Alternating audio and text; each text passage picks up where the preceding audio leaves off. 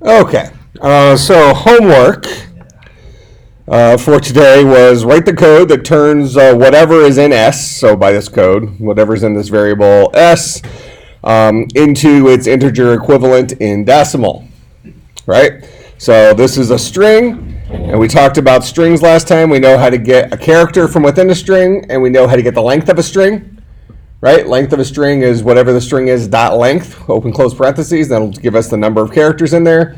So for instance, S2 dot length will give us an 8. S dot length will give us something larger than an 8 right now, whatever that is. What is it, like a 13 maybe? What if I'm right? 1, 2, 3, 4, 5, 6, 7, 8, 9, 10, 11, 12, 13, 14, 15. 15.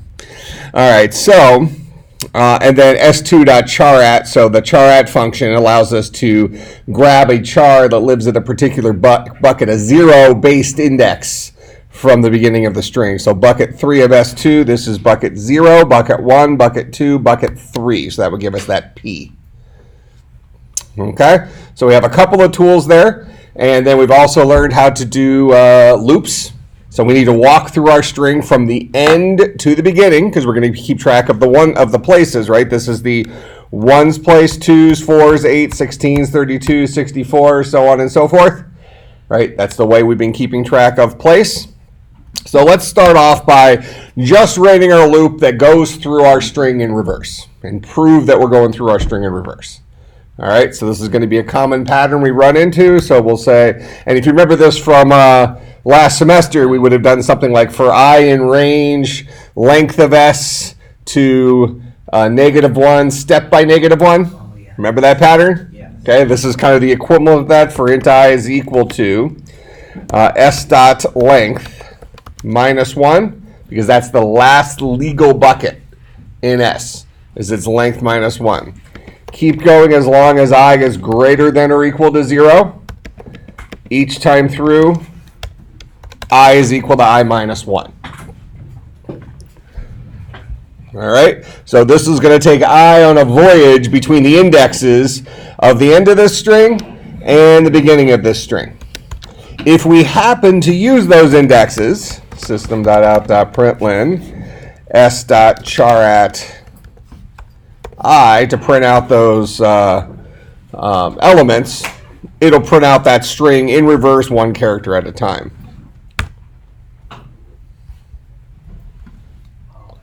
All right, so there is me walking through that string backwards.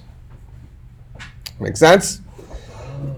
All right, now I'm also going to need a place to keep track of the place, because this is the ones place, then the twos, and the fours, and the 8s, and the 16s, 32s. So I'll create a variable. I'm going to remember a variable. We'll start off as the ones place.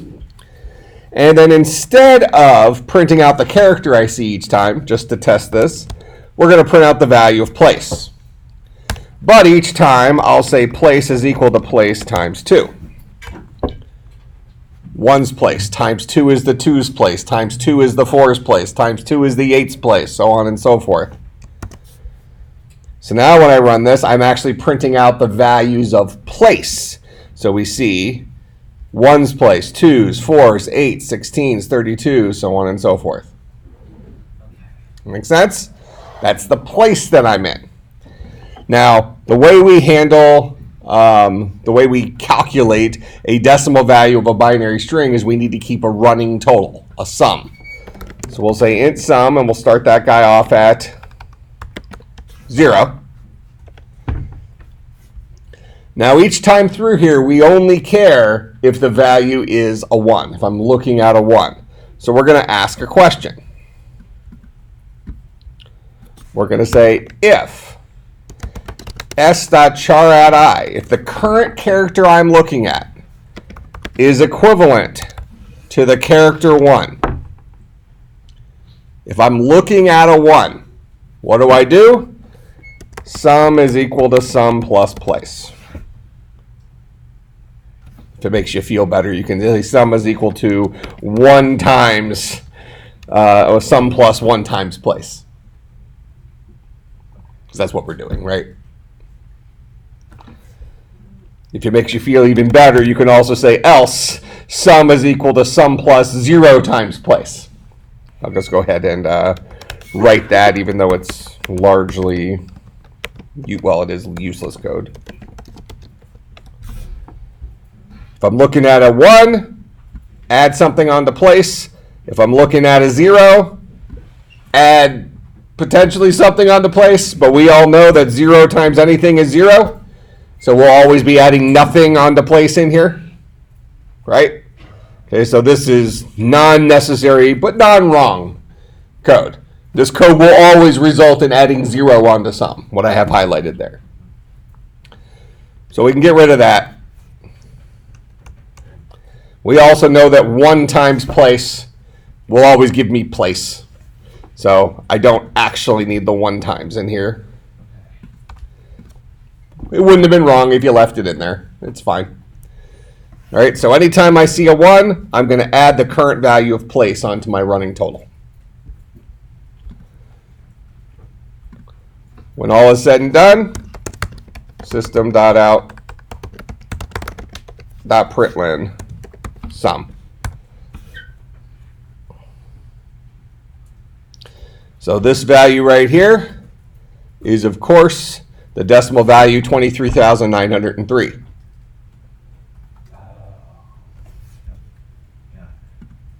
And if we change it to something simpler, so this is the 1s, 2s, 4s, 8s. So this is the number 11. There's our 11. So call that a solution to the homework.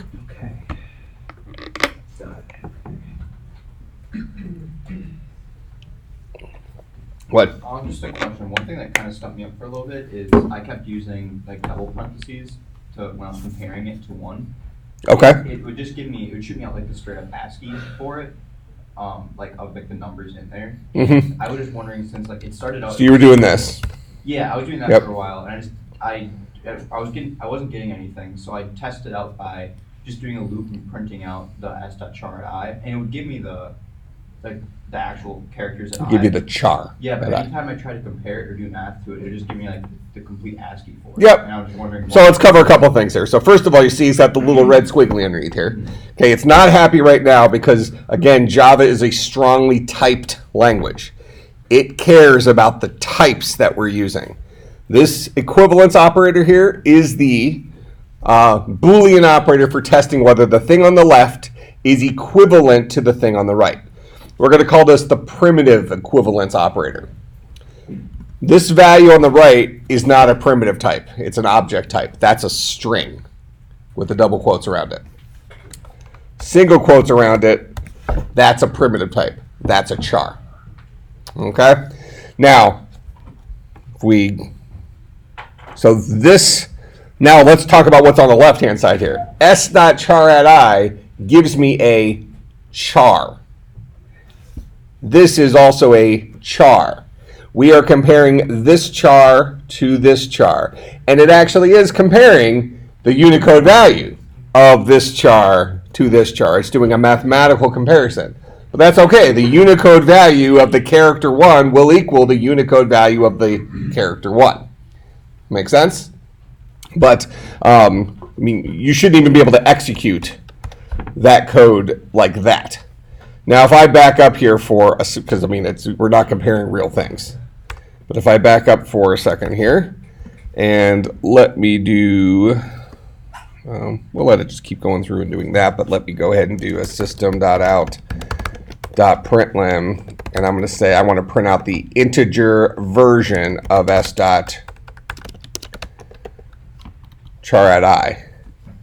Now I'm going to force Java to say, hey, whatever this character is, show me its Unicode value.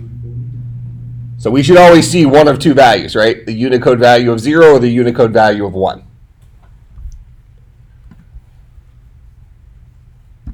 So we have 48s and 49s for 0s and 1s. So a 0 is a 48, a 1 is a 49. That's the Unicode character set value for the char 0 or the char 1.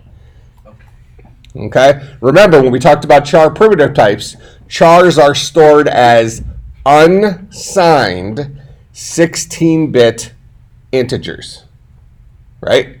So they are stored as numbers, 0 to 65,535. So 65,536 unique Unicode characters, and Unicode character number 48 corresponds to the character representation of a 0. Unicode character 49 corresponds to the Unicode representation of a 1. All right, that makes sense? So what we're comparing right here is the Unicode character version of this equivalent to the Unicode value of this? We could actually rewrite this and say this if we want. We can say, is the int of that guy, actually we don't even need to say the int if we don't want to. We can leave int off. And we could just say, is this guy equal to a 49? And we get the same result. So saying equal to 49 is the same thing as saying equal to 1. Because the char 1 is mapped to the Unicode value of 49. That is not the same thing as saying equal to 1. The number 1 is different than the char 1. So we never actually got into the if statement here, so we never actually added anything to our sum, so our sum was still 0. Does that make some sense? Yeah, I like making more sense. Yeah. All right, so now in the context of what I just said, is there deeper into your question you want me to go? What is that? Hypothetically, if I converted the ASCII into just ones and zeros and sent that in as homework, would that be wrong?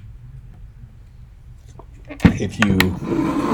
I just pretty much wrote what you did, except at the end of it, to get that number stored into a variable, I just subtracted 48 from it, and through 0 to 9, that would work. Okay, I get what you're saying. Yeah. Gotcha. So you took the char 1 and you subtracted 48 from that to give you, because the char 1 is, actually it would be, yeah, that's correct.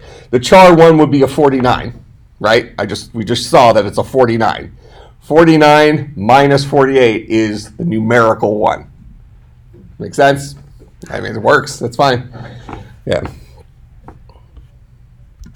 But do you get why that's, I mean, so you basically did not let chars work for you. Yeah, I just didn't know. I didn't know that the single parenthesis would do that until after I submitted it. And the one I submitted was, I sent, yeah. Yeah, no, and it's fine. And actually, let's just take that opportunity then to look at types just for a second. So we have, numbers are int types. So these are int types. Then we have floating point types. Have a decimal point in it, so these are float types. Then we have true or false. These are Boolean types. Then we have things that are surrounded by single quotes. So these are char types, which are actually unsigned ints that map to Unicode. That's what the char type actually is. And then when you have a double quote followed by, I'm going to keep it simple with just a single character in there, but it could be 0 or more characters. This guy is a string type object type, so do not use equal equal. Don't use the equal equal sign with string types. And maybe I'll get to it today. If not, it'll be sometime soon. I'm going to give you an example of why that's the case. I'll try to actually do it today if I can. But rule of thumb, don't use double equal sign if you're dealing with strings unless you know why you're using double equal sign. It won't give you an error. It just won't give you an accurate result. But what's dangerous about it is sometimes it'll give you the result you think it should be giving you. And it does give you that result, but for the wrong reason. All right, so once we talk through it, that'll make sense to you. But as a general rule of thumb, unless you have a great reason to use double equal sign with strings, don't. If you want to compare strings to each other, you would say something like s dot equals s2. That's the equivalent of saying, does S contain the same characters as S2? That's what that says. Or S dot equals ignore case S2. And this one says that S is equivalent to S2 outside of case sensitivity. So all caps hello would be equal to all lowercase hello with the ignore case version of that function. That make sense? Now, we could always write this equals thing ourselves, right? Spin through both strings, check each character in it, s.char add I equal s2.char add I. As soon as you run into one that's not the same, or one string's longer than the other one, false, not the same string. Make sense? Okay, so you can write these yourselves. These are just like little extra handy tools that are built into the language. All right. So then the extra kind of challenge for the assignment maybe would have been, if you wanted to practice using scanner, would have been to go ahead and read in, instead of S just being equal to a string here, we would go ahead and create, well, actually I have a scanner here, right? I'll just steal this guy.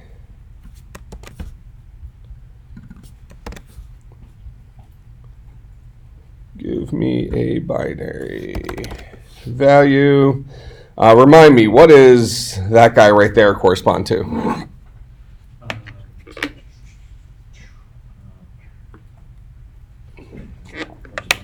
Using some system memory, like it's taking it so that you can like allow user input. Okay, you said several things there. One of them was almost right, but most of it was mostly wrong. So we're going to say not good. Yeah. All right, let's back up for a second. Yeah. What is this guy on this side of the equal sign? What is this guy called?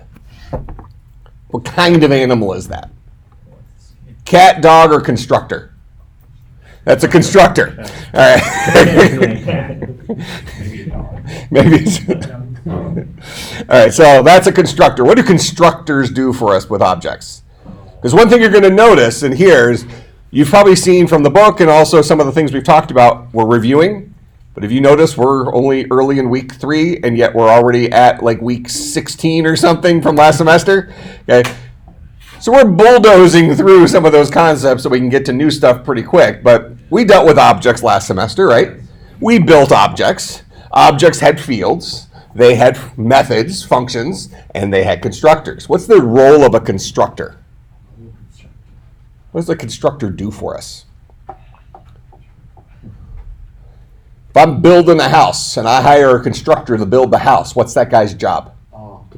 To build the house. To construct the house. Hence the name constructor. Okay? So constructors probably do some constructing. In this case, this constructor constructs a scanner object. And he's going to need something from us to work. Possibly several somethings. That's what this guy is. This is the parameter list for that constructor. You know, you might, if you have a good contractor at home, you maybe could just hand him an envelope of cash and he'll do the rest. You know, otherwise he might need some money, he might need a bunch of pieces of paper signed, he might need 30 other inputs in order to do his job. This particular constructor requires one input. Go ahead. What's the, by the fifth line 15, it's throwing up a warning. I haven't used that variable yet. That's the same question he asked last class. Okay. Is I've defined a variable here called input that I haven't actually used in my code anywhere. So it's just telling me this may have been a waste of time. So if you just wanted to get rid of that, Just don't worry about it. just don't. Okay. If you want to get rid of it, either use that variable or comment out that line. Okay. One of the two. I mean, keep in mind, you're always going to have a warning like that at some point in between when you've written this line and when you actually go and use the variable. Unless it's random. Right? So, yeah, red means it was an error, but the little yellow squiggly, don't worry about it. Okay. Okay, and if it really, really bothers you, just go back and use Notepad, which I've effectively using since my version of Eclipse here does not do command completion for me. So that's fine. All right, so this constructor builds for me a scanner, and you notice that with Java, the syntax for building objects, the type matches the name of the constructor. If you remember from, if we were doing this in Python, the Python equivalent to this would have been input is equal to scanner system.in. I know that didn't exist in Python, but this is equivalent Python syntax to this. Python didn't use the new keyword. Python didn't have a type beforehand. Okay, but Python, we created objects in Python, and this is a call to the scanner constructor, giving it a single input, whatever that is. This is a call to the scanner constructor, giving it a single input. And we're storing the result into a variable, just like we were doing here. Just Java, being a strongly typed language, says you got to tell me what kind of variable that guy is. So we did that, so on and so forth. That make sense? All right, so what is the system.in thing? A better answer than he gave. You can try again. That's, Next time. that next time, this is what you got right now? Yeah. I mean, your answer wasn't horribly wrong. You just started I know, rambling about wow. 10 different things. I think one of them is actually pretty close. Was it the first one? I'm just not convinced that you know which of those one things.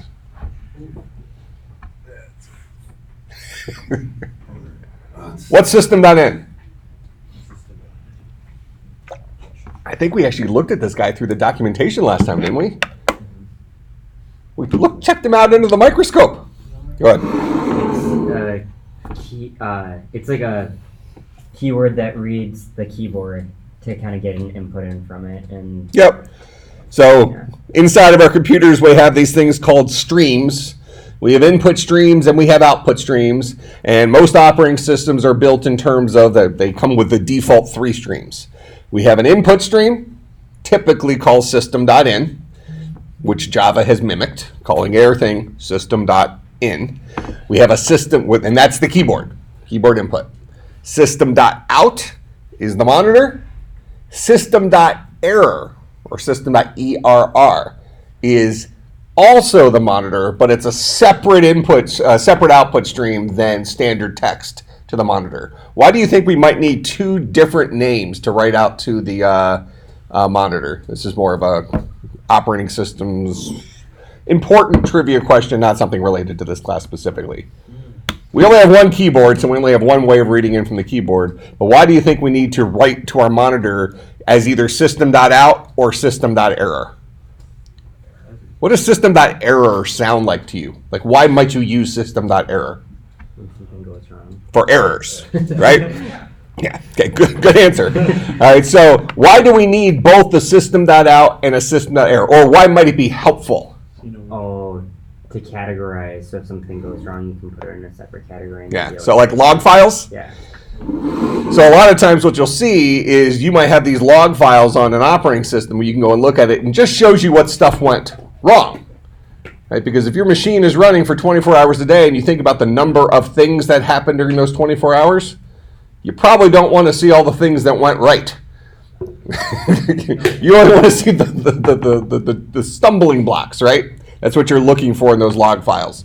So having 2 different ways of outputting to the screen allows programs to redirect one of them, for instance, system.error, to a log file somewhere so you can go and specifically look at errors and decide, the backup failed or something like that, whatever it is. Good. For system.in, is the trackpad or mouse also considered to be part of that? No, this is just for keyboard. I think you'd have to use another thing to get at the mouse. Okay. Yeah, so system.in for our purposes, that is the keyboard.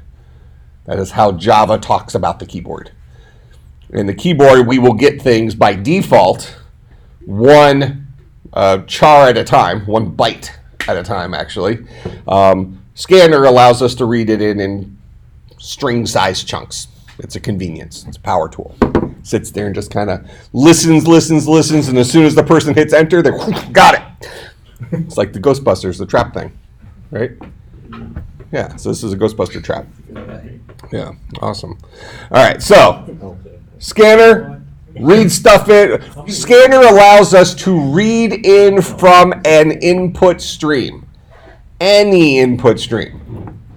Now, we don't know about very many input streams right now, but we could have an input stream, for example, of an internet socket. So we could create a scanner that opens up an HTTP socket to google.com and reads as a string what's reported back from google.com's web server and spit it out to our screen, because scanners know how to read from input streams. We just happen to be only using one kind of input stream right now, that is system.in, which is the keyboard. So build me a scanner that reads from the keyboard. What's this new keyword? New. I read it first. Oh. Okay, what does it do? Tell me more. What does specifically the new keyword do?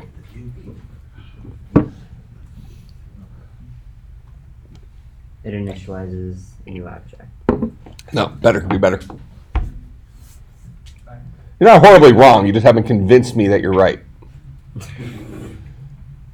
There's a very specific term I'm looking for here that we definitely talked about last class. The new keyword, I'll give you a hint. We called out a real estate agent. Remember that? Oh, What does he do? it goes and locates the memory. Memory. If you see the new keyword, the first thing you should be thinking about is memory. That guy is going to go find us a chunk of land inside of our operating system, or in this case, inside of the Java virtual machine, to build this scanner. Make sense? All right, so you will very often see the new keyword. In fact, you will always see the new keyword when creating objects, with only one exception. And the funny part about that is it is the first object you learn, which is strings. All right, so let me make this work with the scanner real quick, and then that lets us segue into what I was talking about a few minutes ago about the equal sign with strings. So we'll talk about that. So I'll build my scanner. We'll ask for a binary value. Instead of hard coding in S here, I'll say input.readline. Is that what it was? Readline? Next line. Okay, so I'll just read in what that guy is. The rest of the code will do what I wanted it to do. So there's my binary value. Oh, hold on. Let's unbreak our code down here.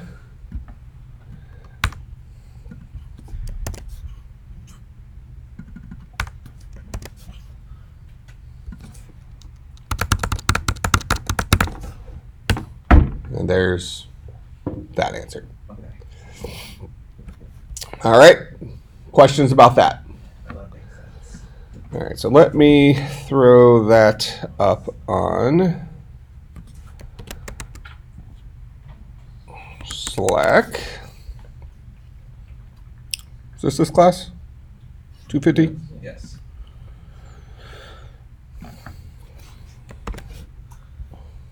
So this is binary convert with scanner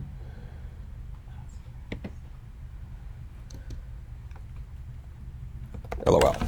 There we go.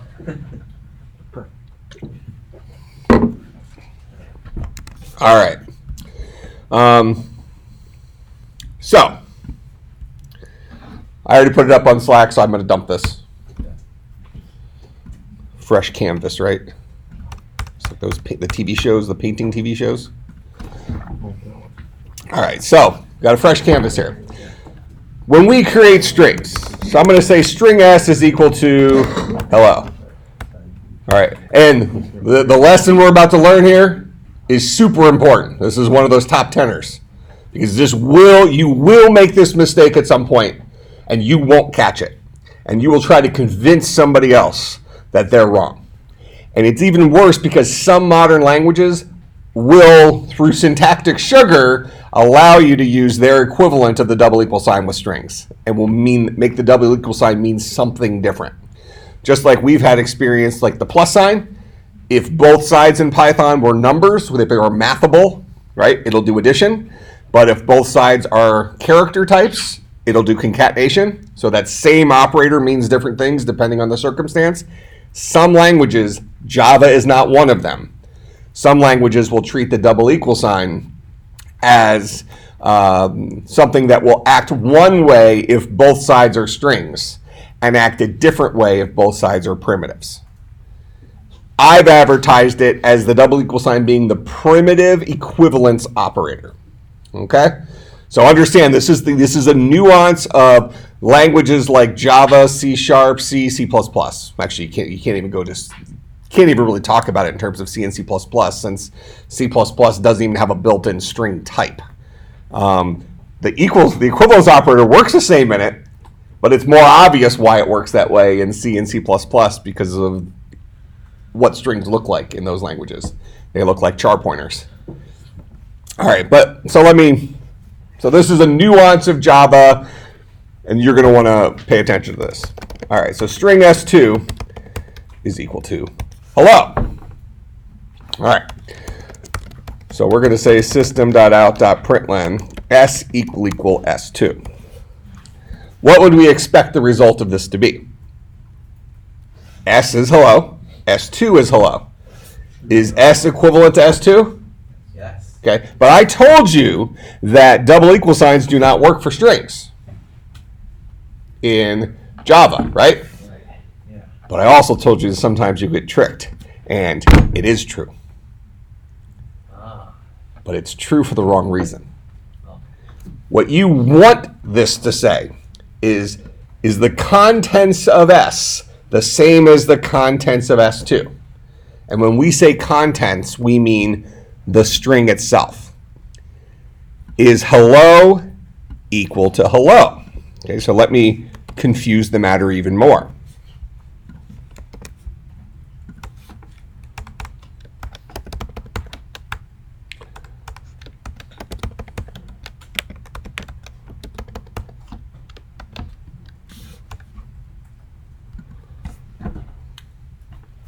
Is this allowed? Can I write it like this?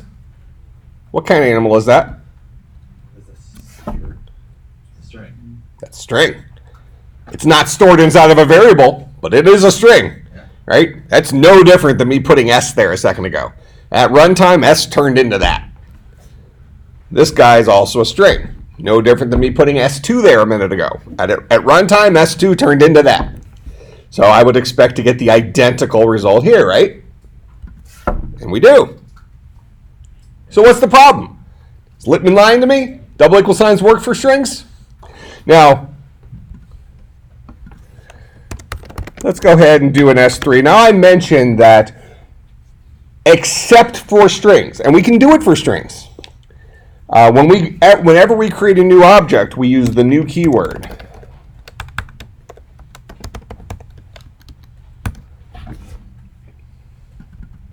We use the new keyword along with the constructor, which always matches the name of the class, and then we pass it the information it needs to build it. Now, it's easy for us to say that this is syntactic sugar for this. It's fair to say that as Java programmers, we will use a lot of strings. It's a string-based language. Strings are almost primitives in Java. We use them a lot. Therefore, it would make sense for the makers of Java to say, hey, look, we're going to do you a solid, and we're going to give you a syntax here that makes it more convenient for you to just create strings when you need them, rather than having to go through this extra rigmarole. Make sense?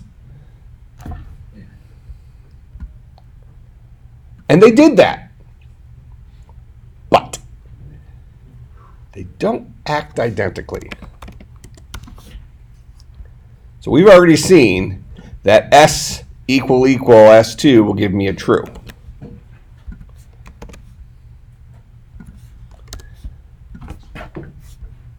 we would also then assume that S equal S3 would also give me a true. It does not. That gives me a false.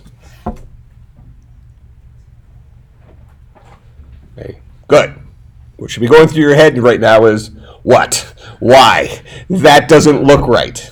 Okay? It actually makes perfect sense when we ask ourselves, what is this double equal sign actually comparing? We want it to be comparing the H to the H, the E to the E, so on and so forth. That is not what it is comparing. Let me show you what I mean by this. We're going to go draw a picture.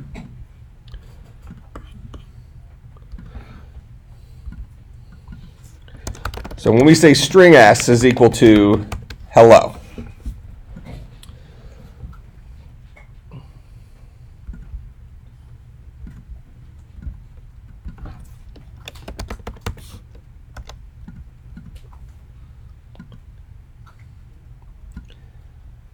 Java is going to go and look in its string literal space. Here, I'll even label this up here. Just call this literal space. So up in literal space, we have all of our hard-coded literals, like the literal 0, 1, 2, 3, 4. So all our numbers, the base parts of our numbers. So the digits that we need to build bigger numbers. Then we also have all of our Unicode characters, right? Those don't change. Unicode is that character set is stored in our literal space. But strings are a little bit different kind of animal, right? We can't expect Java to have every string we might ever create stored there, because we make up a lot of words. We start things with empty strings, tack on random stuff. So Java's literal space for strings, as well as a lot of languages, get built dynamically. So when we create a variable here, and I'm going to go ahead and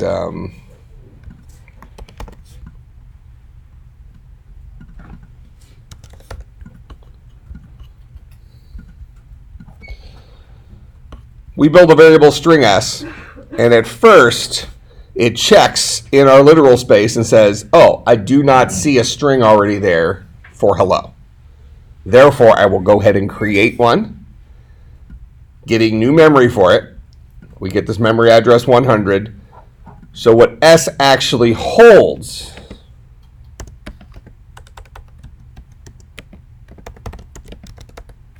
(100), which points to the string. Oh, I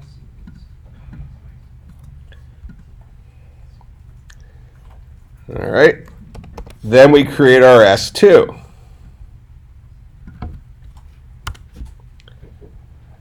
We check, is there already a string literal hello out there? There is. So we're not going to create another one. That would be wasteful. We already have a string literal for hello. So we'll just go ahead and set S2 equal to 100. Well, we're getting there. Yeah. So, okay. So now when we ask the question, S equal S2, what we're really asking is 100 equal 100. Those memory addresses are identical. The contents of those variables are identical. Just the contents are memory addresses, not strings. The memory addresses point to where those strings actually are in memory. Make sense? All right, so now, here's our kicker. So when we say string S3 is equal to new string hello, remind me, what does the new keyword do?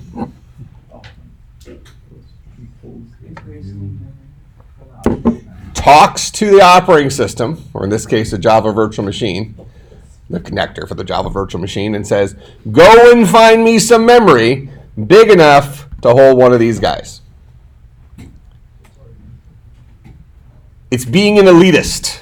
We're saying, look, I'm not like the other guys. I want new memory. Okay? I'm not living on that other street. I don't want to be in literal space. I want my own memory. So we're going to get a brand new variable that happens to point to hello. Maybe this is memory location 200. Because it's new, New says, get me new memory. Don't put me in literal space with the riffraff.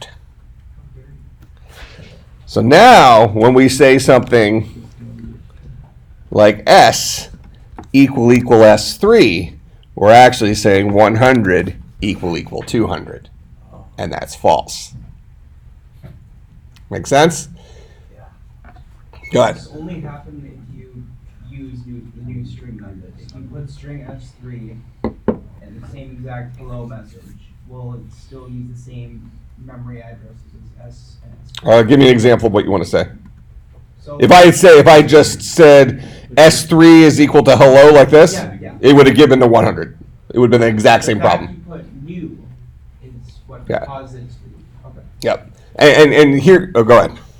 Did you ever have the same memory address for two different variables with different contents?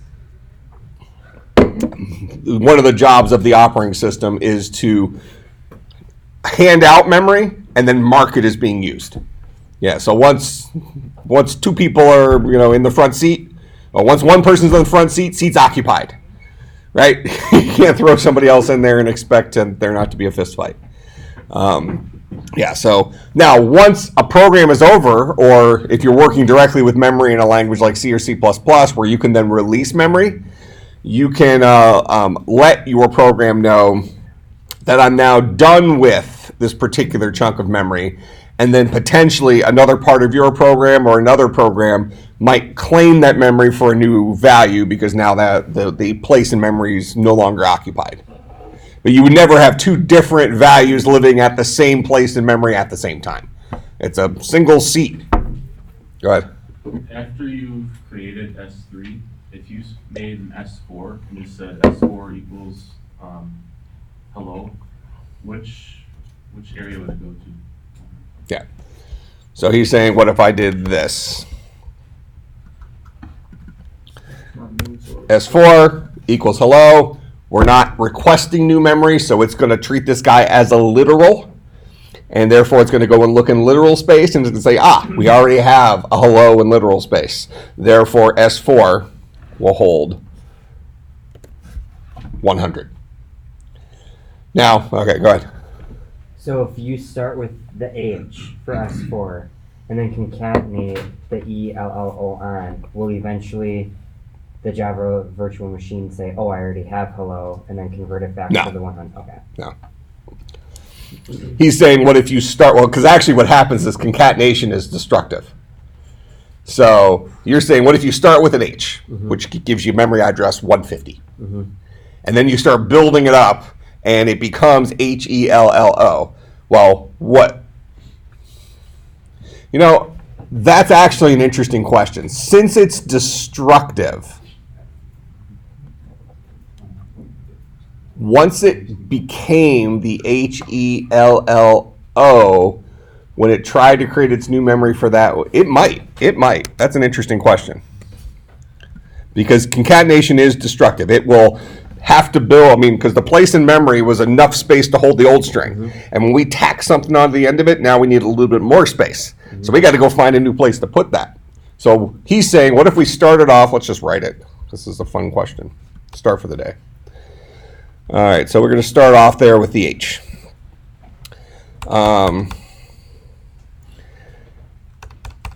So we would expect right now system.out.println S equal S2 to give us false. We now know that it's because the memory addresses are different. But even before, we would have said hello and H, not the same thing. All right, so there's our false. Different memory addresses, and also not the same thing. All right. So, but what it's comparing here is the memory address of S and the memory address of S2. So now we're going to write a little for loop for int I is equal to 1, I is less than S dot length, I is equal to I plus 1. And then what I'm going to do is I'm going to say S2 is equal to S2 concatenated with S dot char at I. So the first time through, H will become HE, then HEL, HELL, HELLO. So when we come out the other side here, technically S2 holds the string literal hello, just like S currently holds the string literal hello. So what we're investigating here is as part of the concatenation process that is happening right here, which is destructive. Every single time we say S2 concatenate yourself with this new character, we're creating a brand new string and we're finding a place in memory to put it. That very last time, we're creating the string hello, which actually is already stored in literal space. So the question is, will it look it up in literal space then? When we, really what it comes down to is when is it checking literal space? When a variable is first constructed or whenever a variable changes. This is going to be we're going to have to play the game here. If I were writing this language, if the goal is to minimize memory footprint, I would not want to store hello in I'm going to do a third variable here. I wouldn't want to store hello more than one time. But even as we ask this question, start off like that. We'll start that guy off at H, and we'll say S3 is equal to S3 concatenated with S dot char at I. So now we're building up S3, which had a different base address than S2, because we specifically requested new memory. Now in the end, S2 was being built off of a literal memory address. So we have a couple of options here. One is because S2 is being modified in literal space, that the end result will be that S2 that finally holds hello actually holds the same memory address as S. I think that's possible. That is the way that works. S3, I'm almost positive, will not hold the same thing, since we started off with it being kind of a special, an elitist variable. When we changed it, it was changing it in non-literal memory. It was already flagged as not a literal memory guy. So any changes we made to him were relocating it in specialized memory. So, in the end, I believe this will be equal to false. That S, the original literal value for hello, will not be equal to the memory address for S3, which is the newly built up value hello that started outside of literal memory. But the interesting question, the question he was asking is, will this be true or false? It would be false from the perspective that we started with a different memory address, but as we became more and more and more like until we were identical to another variable in literal space, would Java make the smart decision, let's say, and say, hey, let's not duplicate memory. We already have that guy in literal space. So when you duplicate that one, it's the same, right? Yeah, so if that's the choice they made, I would expect this to be true. That even though S2 started off as a different memory address, because it ultimately contained a literal that matched something that was already in literal space, the final representation of S2 would match S in terms of memory address. So let's go from, and this is really a 470 design decision for building a language. If I were building this language, which of those two choices would I make? You could probably make an argument either way, because there's probably a performance argument, because what's changing in here? we're at the mercy of what does the concatenation operator do. So forget about variables. Creating variables, changing variables. That's one subsystem in our languages, right? Now we have this other ability called concatenation. That might have been a different guy who implemented concatenation. And he may not have implemented it in a way that was necessarily compatible with some of the goals that the memory management or the variable manager guide chose. So I'm going to make a guess. I think this will, if I were writing this language, I would make this come out to true. I would say you'd want to limit memory footprint whenever you can. And if you're dancing in literal space, anytime you can have two things point to the same thing in literal space, you should. Especially because the time and memory is so expensive on these languages. Well, right, yeah. So I'm going to say that's going to be true. I think this will definitely be false, the second one. The worst thing that could happen is this is true. Because that means that whoever wrote concatenation did not show respect to the original new keyword there, saying like whoever created this variable purposely made it new memory for whatever reason. They didn't want it to conflict with literal space or something like that. It has to be new reason, even if the reason is just because they think they're better than, like, look, I deserve the extra memory. It's mine. All right. So I'm going to say true and false.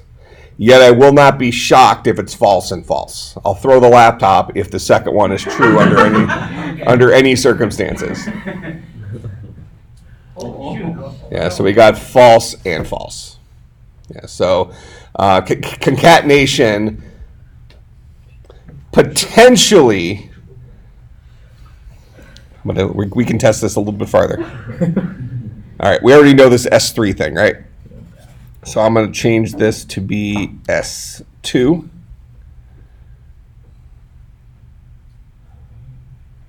And we're not going to change S3 in here. So I'm going to preserve the original memory address of S3, or of S2. So I'll preserve the original literal space for where H was. Then we're changing S2 in here. So this guy's going to change. I'm going to predict right now that S2 and S3 are equal. That means whoever built the, man, that would be really strange. No, it wouldn't. That makes sense. Whoever built S2 and S3 was storing a, oh no, it should change.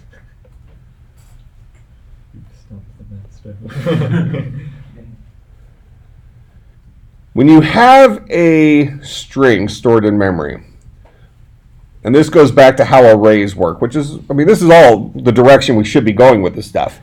Things are stored in contiguous memory. They're in memory right next to each other. And we talked about that last semester, which means you have to have a big enough chunk of memory to hold your string. As S2 gets bigger and bigger and bigger, we have no guarantee that the space right next to it in memory was big enough. So here in S3, I am preserving the original memory address of S2, which we could just say, let's say it only had space for a single char. I expect, I'm not changing S3 in here at all, right? So S3 should be whatever it originally was, which should be equal to S2's original memory address. Now, I do expect S2 to change, though, as we go through concatenation, as it changes in size. So I would expect this to give us a false. Here, I'll go ahead and dump this line up here. I would expect this to give us a false because S2 in its final form should not be equal to the memory address of S2 in its original form. Let's see that first. Okay, that is false. So that actually makes it even, that makes my original assertion more correct, but what they decided to do worse. Because that tells us that S2 did change. Through concatenation, the memory location of S2 did change. Makes sense, right? As you made that thing arbitrarily bigger, I needed to find new places for it to fit. Makes perfect sense. It makes sense that S3 did not change. You set it once to the original value of S2, Never touched it again. And we proved that S2 did change because those guys are no longer equal to each other. So the question is why didn't S2 eventually map to whatever original S was to save memory? To me, this reads as a memory oversight, that they didn't check against literal memory as strings were changing. Now, to play devil's advocate and argue on the other side, I could say for performance reasons, they maybe decided we can save ourselves time rather than always checking literal space when a variable changes, when a literal based variable changes, we'll just give it new memory. We won't check to see if it's there and then create new memory. We just give it new memory, possibly wasting memory to give it a little bit more performance. I suppose we can say that that's reasonable. So if S2 just happened to have enough space to print the rest of the word, or to store the rest I of the doubt word. it's checking that. Okay. Because this has to do with like how do you solve a problem? You want to use Java's not going and kind of peeking around memory. Okay. You know, so Java doesn't necessarily know how much space is next to the base address of S2. All Java knows is, hey, I created an original string. My literal memory manager gave me this memory address. I don't know why. I don't know if it's a good address or a bad address. I just know it's the address. So Java itself doesn't know anything about the memory. So when he goes to put this in a new memory place, he's not searching for the memory himself. So there's no check to say, is there enough for me to store the E? If not, I'll go to a new one. You know what I'm... It would, if it was, it wouldn't be from Java, the Java programming language itself. It would be from the Java virtual machine, or if we think more big picture, from the operating system that is being asked for memory. Okay. You know, so if we think about Java as the operating system, since Java is a virtual machine, it's actually sitting on top of our operating system, so it's the memory is actually its own fake memory thing. But if we just think about it like our operating system, in this job, if we think about this as a company, the person whose job it is to go and find us memory where we can build something is the operating system. So when Java makes a change to S2, and he says to the operating system, go ahead and store this new value in S2. He's at the mercy of whatever the operating system is going to do as a result of that. So it's possible the operating system can go in and say, there's a little bit extra space around here. And because ultimately the operating system is going to hand you back where it put it. Okay. So you're at the mercy of whether he gives you back your old address or he gives you back a whole brand new thing that's on the other side of the computer. You don't know. But it's not Java's problem. Java's relying on a worker, the operating system, to say, here's a new value to store at this memory location. Go. Operating system comes back and says, didn't fit at that memory location. Here's where I put it. Okay. Make sense?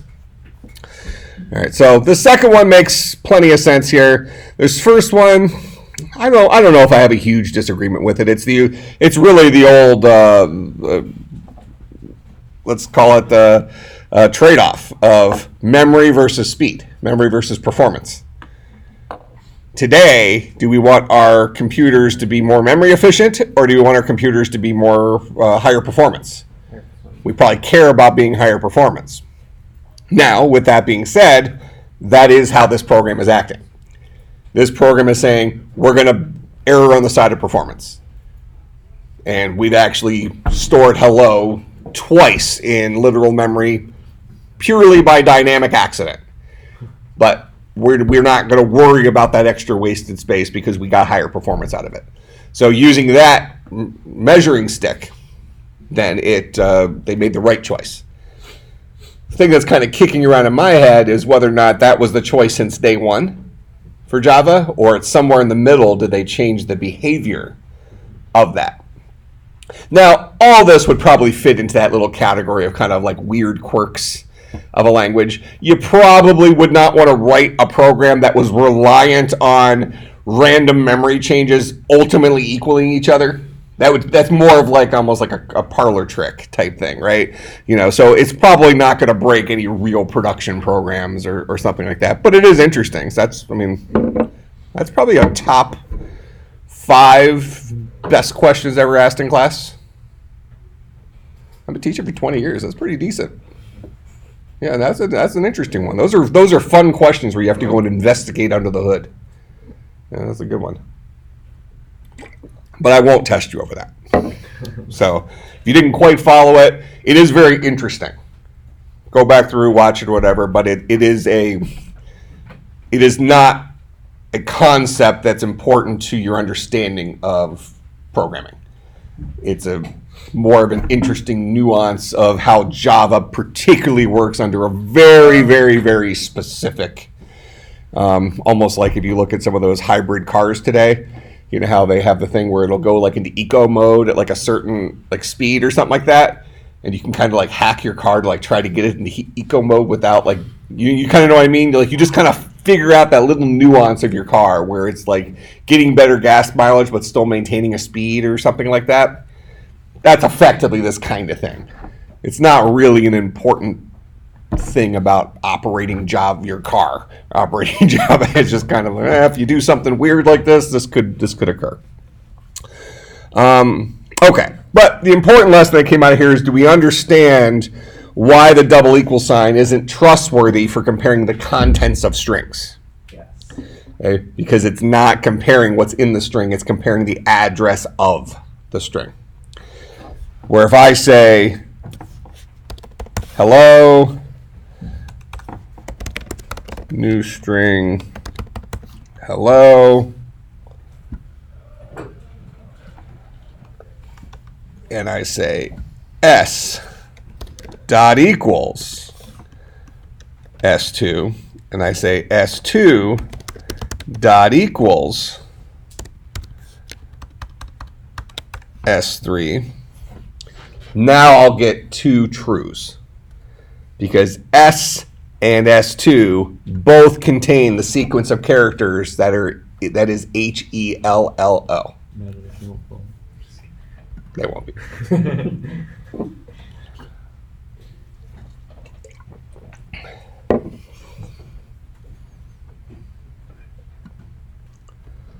Plus, that question is really a very good selling point for the 470 class, for the language theory class, because that's the type of decisions when we write a programming language that you have to make.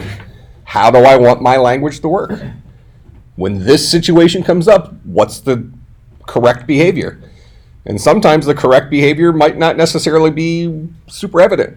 It might be based on a trade-off or something like that. I mean, Java could just have easily made it work the memory efficient way based on when it was originally created, and we could have sat here and said, yeah, that makes sense, even though it worked completely different. So it's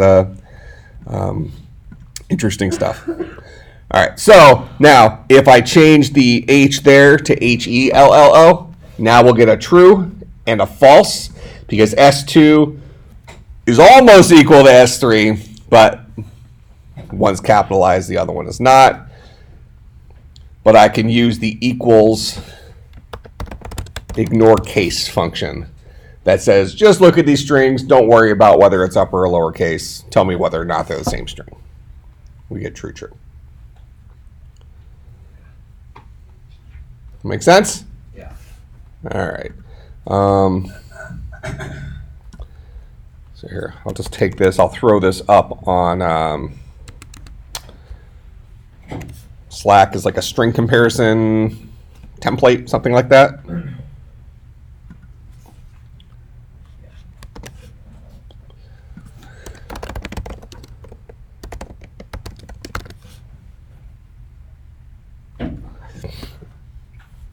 Okay.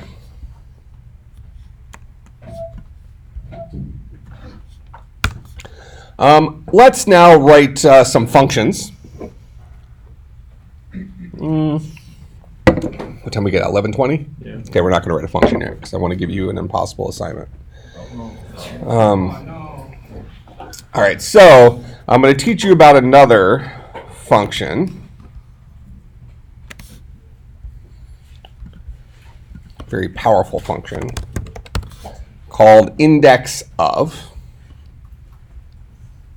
In fact, actually here, I'll quickly show you how to create functions.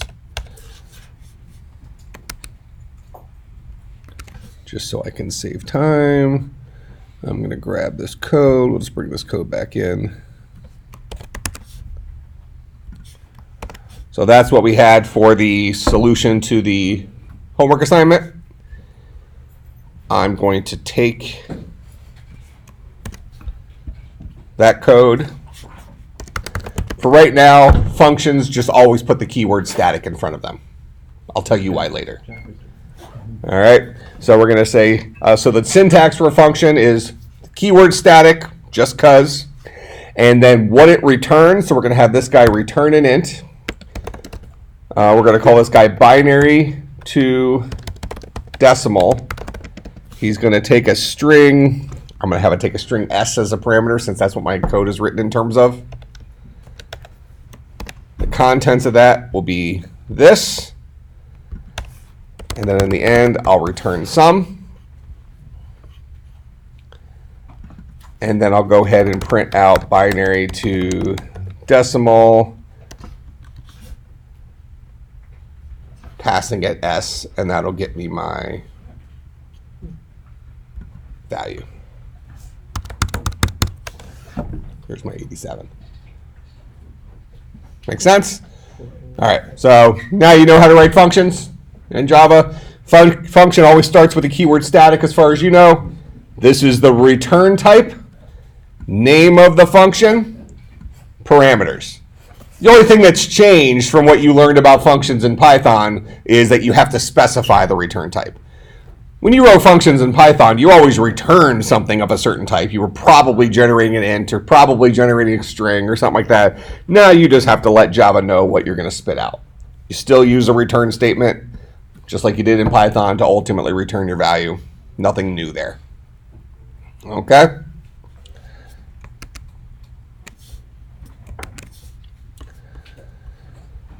So, we're going to learn about this function called indexOf. So indexOf is a string function that returns the zero-based index of the first occurrence of a char in the calling string. So for instance, if I said s, well, let's say we had string s is equal to hello,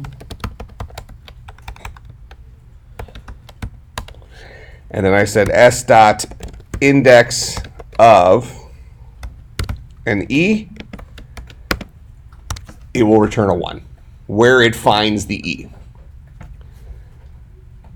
S dot index of L will give me the first occurrence of the L, which is that bucket 2. S dot index of Z will return a -1, not found. What function does this remind you of that we used in Python? Find. Yeah, we had a function in Python called find that worked this way. So indexOf lets us search for a position of something in a string.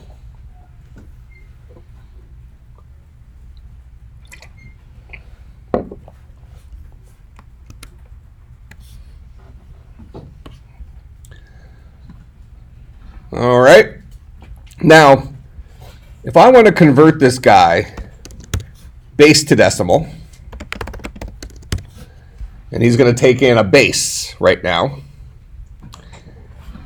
and I'm going to multiply this by base instead of 2.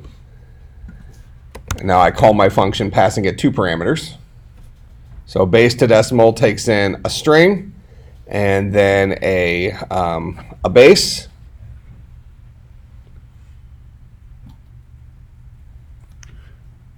Oh, it's called base to decimal. So for right now, I'm just going to hard code in the base as 2 from here because that's what I'm reading in, and my code is currently written to only work for base 2. you're going to have to expand on this a little bit. But now you'll see that this guy still works for binary. So there's our binary number. So we want to update base to decimal to work for all bases between 2 and 36. Remember that bases larger than 10 use the alphabet. So hex is 0 to 9, A through F. Make sense?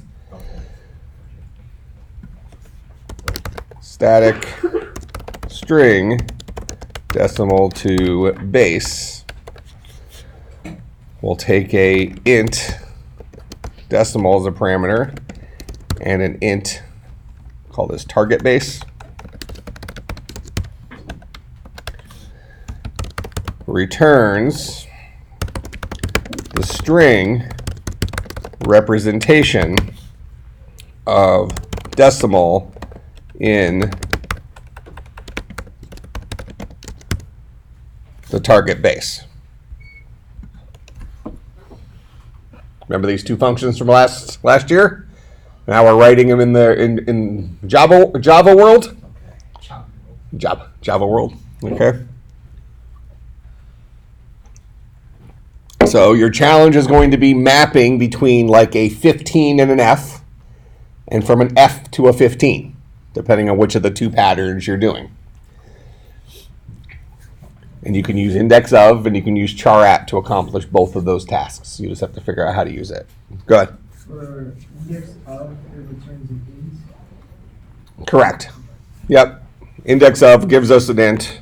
That int is the integer position of the first occurrence where something is found, or a -1 if it was not found. Go. Can we use the integer parsing function?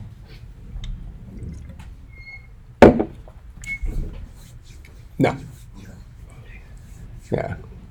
It wouldn't actually make it much easier. Yeah. Can't use integer.parseInt. It really actually wouldn't make it any easier, and it would detract from